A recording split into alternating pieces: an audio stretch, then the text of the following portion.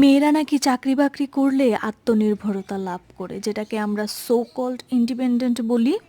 আসলে আমি আমার মাকে ছোটবেলা থেকেই চাকরি করা সত্ত্বেও নিজের অনেক পছন্দের জিনিস কম্প্রোমাইজ করতে দেখেছি। কম্প্রোমাইজ বললে ভুল হবে যদি বলি সারা জীবনের জন্য স্যাক্রিফাইস করে দিয়েছেন, ত্যাগ করে দিয়েছেন, সেই শব্দটাই হয়তো প্রযোজ্য। আসলে মায়েরা চাকরি করুক কিংবা হাউসওয়াইফ হোক, যেটাই হোক না কেন, তারা কিন্তু সর্বস্ব ত্যাগ করে শুধুমাত্র একটা সংসারের জন্য, পরিবারের জন্য এবং আত্মীয় স্বজনদের কিছু তথাকথিত কর্তব্য পালনের জন্য।